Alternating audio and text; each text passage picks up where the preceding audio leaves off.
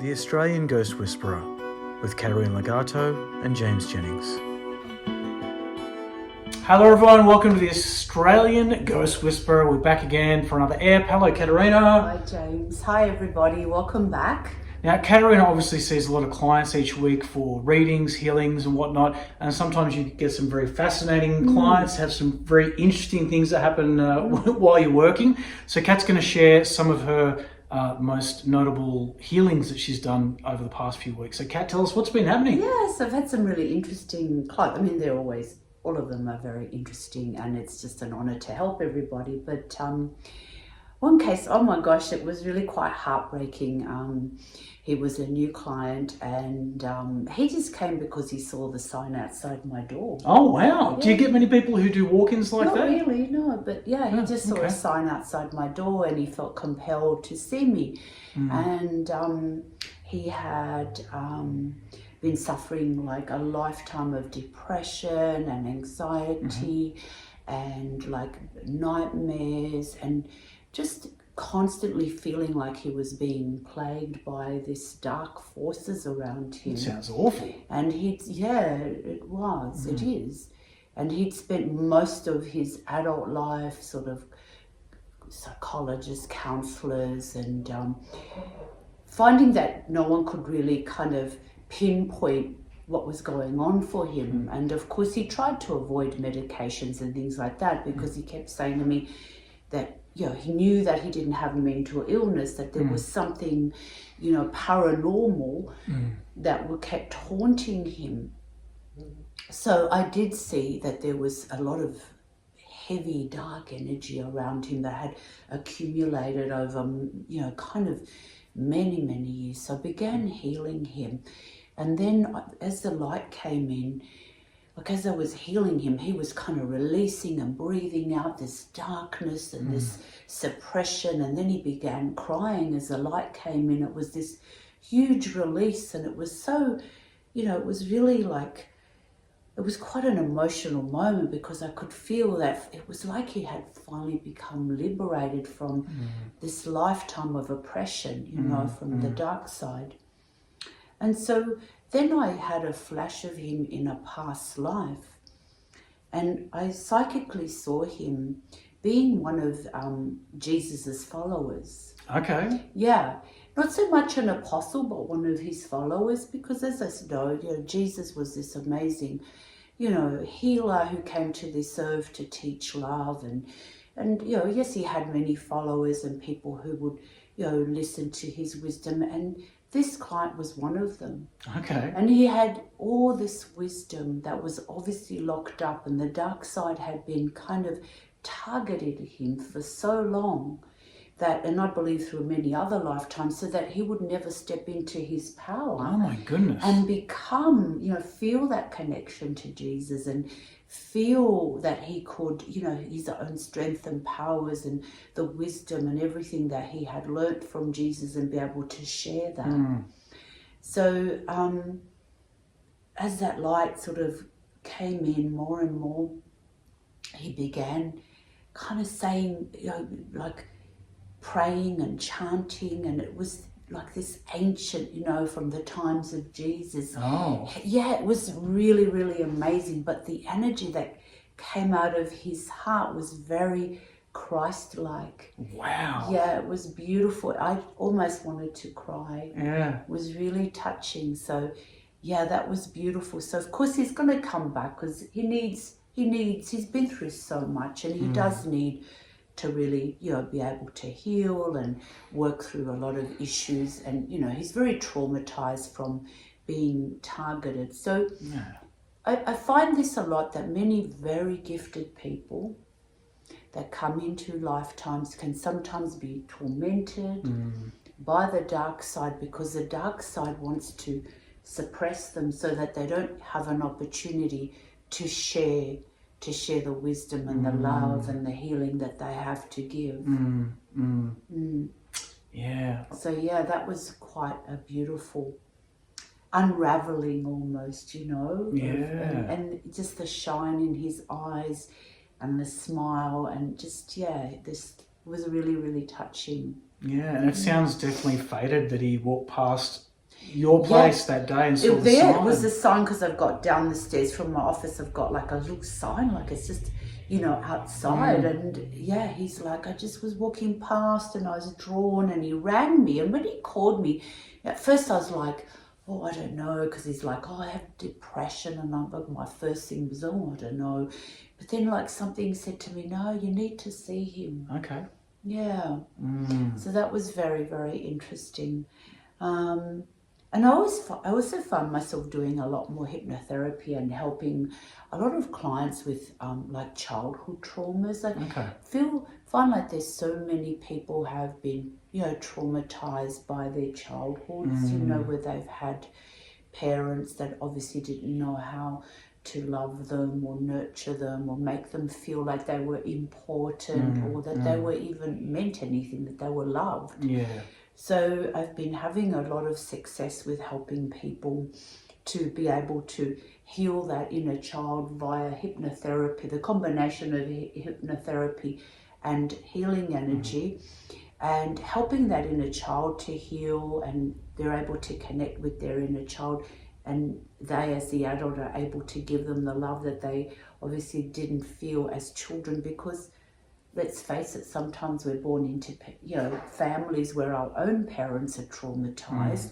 We're raised by these parents who also are traumatized children, so they just project all their trauma onto us, and then we're kind of working through all this stuff that they projected onto us. So I've had some really interesting and really success stories with that, where people are really finding their power and being able to love themselves more and connect with themselves a lot more because of being able to go back and heal that child within them that's quite wounded. Yeah, definitely. I mean, you can definitely see with, I would say most people, there is a cycle of trauma that people get trapped in because, it's, as you said, if we suffer things through childhood, and I'd say most people do to a certain degree, to different degrees, I should say. And, you're right. You can either step out of that cycle or you perpetuate it, but it does seem like very much that it's perpetuated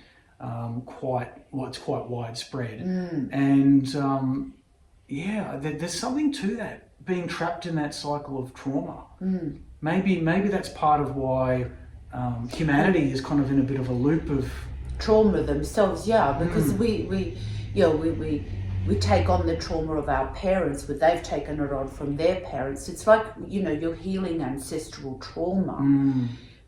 When you're healing, when I'm healing, I'm not just healing that particular childhood, because it stems back through all the ancestors, and when you're able to break that cycle, where one person can break away from that cycle of constant trauma, then they're able to feel liberated from it, and they can, they're able to love themselves, love that inner child, and therefore the forgiveness of whatever took place with their parents. Some people have decided to walk away and they don't want to speak to their parents anymore, and that's fine. I'm not there to judge what they decide is best for them.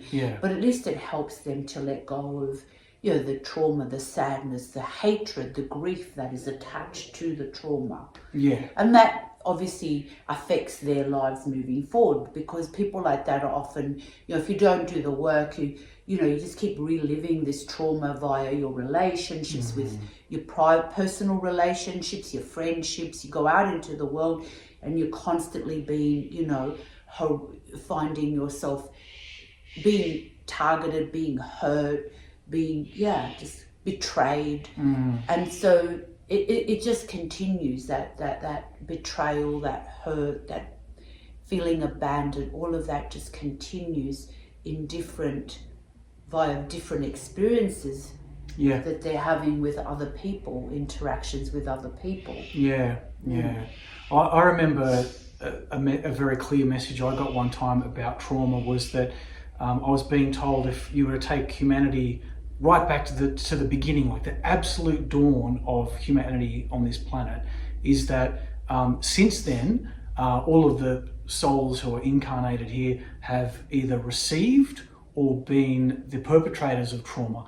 And the message was that like no one is off the hook. Like that is a truth we all need to understand. We have received and caused, and until we can forgive ourselves and forgive others as a group, as humanity as a whole, we will be stuck in this cycle of trauma. And so there has to be a mass, profound forgiveness of self and others, and that realization we are one, before we can actually break free. Yeah, that's correct. Absolutely. And I do feel that there's a greater awareness now of people being more, taking more responsibility for their own healing and for what it is that is going on in their lives, rather than blaming other people. I mean, it's easy to say, oh, that person hurt me and that person hurt me and I had this shit childhood. Yeah, okay. You can go around and be a victim and feel like you're a victim, or you can say, okay, I am deciding to set myself free from that cycle and begin the healing process. And it can be difficult, you know, it's never easy to go through that healing process and acknowledge the hurt and the pain that you've been through. But once you do, you're free from it. Otherwise, you're always looking for ways to suppress the pain, suppress the hurt, so that, you know, it doesn't surface and I don't feel it. But that's where we can be easily triggered by other people, you know. Someone might say something and all of a sudden you break down crying and you're like, I don't know why I'm crying, you know. But it's just that someone's triggered that pain that you were so, you know, you're tightly holding on to. So when you can finally heal that aspect of yourself, then you're free, and, you know, and you can really begin to take, you know, manifest, take power, have your power, take your power back and be able to create a much more healthier, holistic type of lifestyle. Yeah. It's funny. It's like I can recognize certain traumas that have affected me, and I know I get triggered by it. And so I know the trigger, I know the trauma, but it's so hard to not get triggered and stuck in that reaction. It just means really you haven't worked through it enough. Yeah, well, I've got work when to you do. Get triggered, it means that you're still holding on to some part of it. So it's being able to work through it enough that you don't get triggered via a particular same event or a person or whatever it is that's going on, that you step into your own wholeness and you accept who you are, you own who you are. We'll be back after this quick break. Hello everyone, James and Caterina from the Australian Ghost Whisperer here. Just letting you know that we are now doing house and business clearings. We've been having a lot of inquiries, so I thought we would let you know. If you don't know what that is, Caterina, please explain. Yeah, so a house or business may be haunted or have stagnant negative energy from previous owners. Maybe someone's put the evil eye on you, or you're dealing with psychic attacks, curses, or demonic interference, which may cause physical and spiritual illness to you and your family members. I'd like to also let you know that I've written 2 books on the paranormal, and I'm highly experienced in the process of cleansing and clearing these disturbing interferences and turn your place into a loving, light-filled sanctuary. Caterina is also available for healings and exorcisms if that is something you may need. And if you would like to read some testimonials from Caterina's satisfied clients, you can do so at her website, which is caterinalegato.com.au. We also did a video recently where we cleared a house of spirits, and we have a response from the very happy owner. We'll put that in the comments below so you can see a link to that. If you would like to get in touch with us, you can do so via email, which is australianghostwhisperer@gmail.com, or you can give us a call on 0404 258 949. And we are based in Sydney, but we're also happy to travel interstate, and we are absolutely happy to help. Happy to help, and see you soon. Bye-bye. Bye. Bye.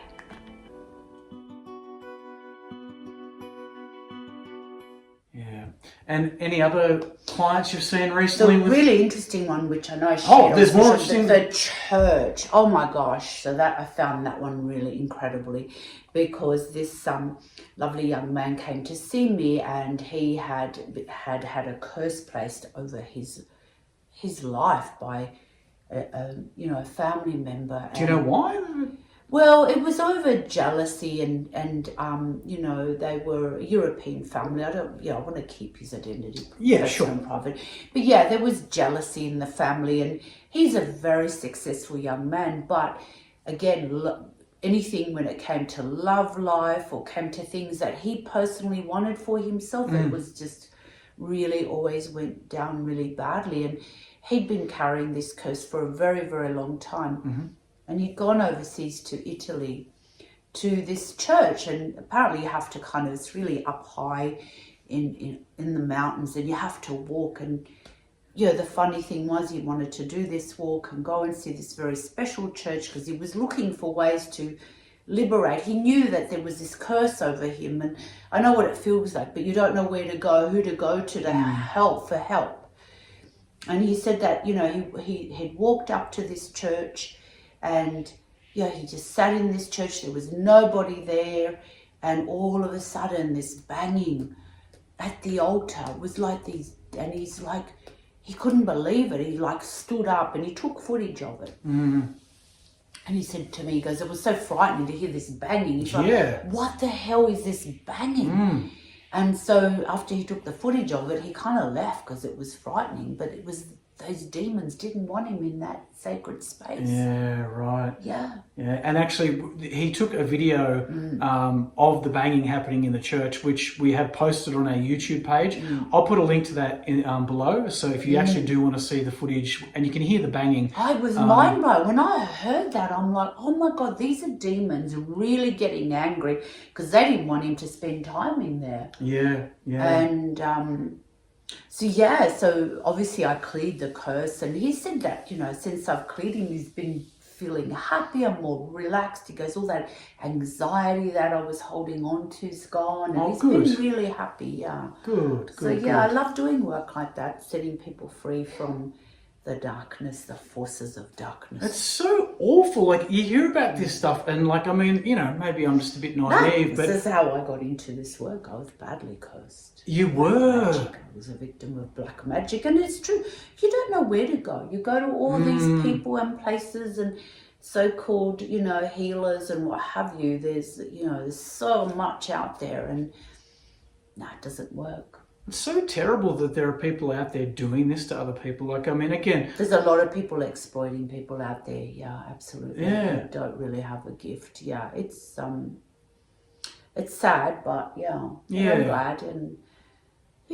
And someone, I think it was a client of mine who gave him my number for him to come and see me. Yeah, it was, because she gave him my number because he'd gone to her house to do a job for her, and she got really scared because she could see the dark energy around him. And she's like, you need to go and see Caterina. There's something really dark with you. And then she rang, and she's like, I hope you don't mind, but this guy came and he was so dark and I've given him your number. Right. So, Just pushed it up the chain to you. Yeah, so that's how he came to be with me. Yeah, so it's been good. I've been doing house clearings. There's always, there's always people, being terrorized by spirits. And you did a house clearing recently, didn't you? Did you see any spirits what did you see in the last house clearing? Yeah, there was quite a few spirits in this house, and they were feeling quite, they were arguing with each other and just being able to sleep and feeling like they were being watched all the time. It was I felt like, let me think, because I ceased to do so many. I felt like someone had killed themselves in the house. I think the first owners, because there was this real sense of someone had committed suicide in the house, and there was just, that person was still hanging around in the house. And then that, of course, had drawn other very kind of sad, depressive spirits that were just all kind of bunched up together in this home. So these people were feeling very emotional, very unhappy, and very unable to kind of move forward. They felt really stuck. It was like there was just layers of all this really suppressed energy in the house. It was like there was a dark shadow over it. So they weren't feeling so good about that. So once they cleared it and crossed over was a woman that had committed suicide, you could almost feel like the house started to shine, and it was like, they started to feel the relief. So yeah, that was quite a heavy little job, that one. It sounds like it. Oh, Yeah, I have a friend. I'm not sure if she still lives there, but she lived in a house where similar thing. When the house was being built and it was just a frame, a guy went up there and hung himself. oh God. And then the house got built, but he was still hanging around. Yeah. And she said that they would just kind of acknowledge him and talk to him, and they knew his name. Like people in the community knew who he was. And it was like, oh, hi. Cups of tea. Yeah, it was. It was like they knew his name. They'd be like, oh, let's say it's Dave. Oh, hi, Dave. I know you're there. Hope you're doing okay. And they just accepted the fact that Dave was hanging around. Yeah, but it's not good because Dave's there in limbo and he really Yeah. needs to move on where he can get the healing that is required for his soul. Yes. Sometimes people think it is a bit of fun to have spirit in your house, but yeah, they really do No, it's need not. to move on. No, it's not good. It's not. Yeah, but you'd be surprised how many people say, oh, I've got spirits in my home, but they feel good, they're friendly. It's like, it's not really about that. It's about they're in limbo, they're stuck, they can't, and they will leech your energy, whether you like it or not, whether they're friendly or whatever they are, they will draw out your energy because that helps them to stay here. Yeah. They need a certain amount of fuel to stay here in this dimension. So people who have spirits in their home, they will feel extra tired. No matter how many hours of sleep you get in, you will wake up feeling tired because whilst you're asleep is when they will kind of plug into you and zap your energy. Yeah.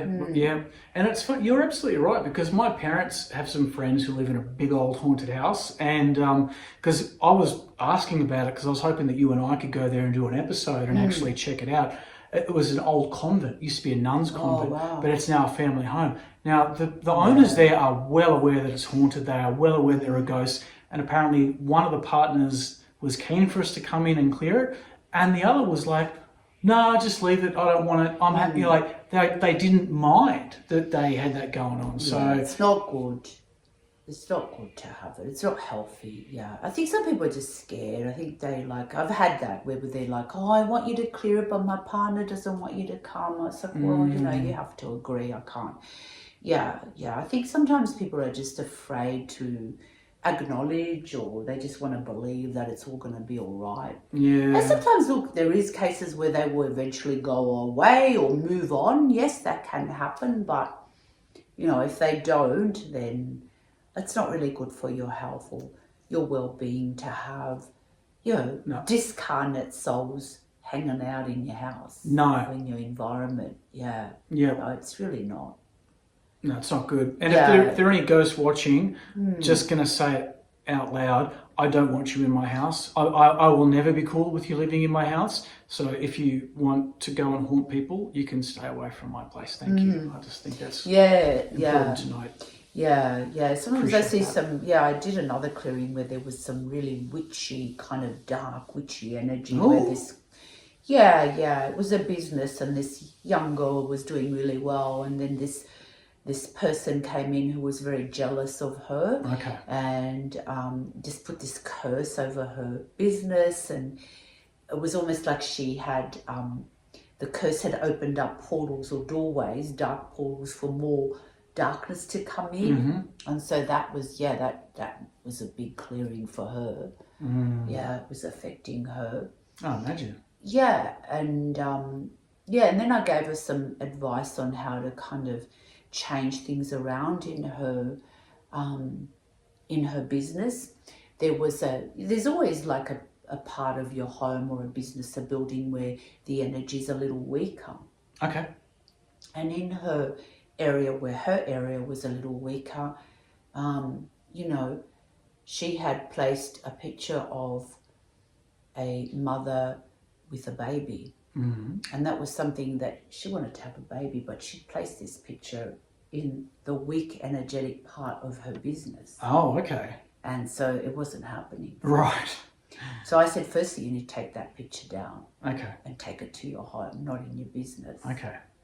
And I said, and no wonder you haven't been able to have a baby. I said, it's in the weak energetic area of your business. Why is so that? That weakens her. Well, it was like a manifest. See, everything we put in our home or businesses carries an energy. So she so wanted to have a baby, but she had put a picture. It was just a painting. Someone had painted. It wasn't of her. It was a painting of a mother holding a baby. Okay, but she had actually put that picture in the area where the energy in her business was the weakest. Okay.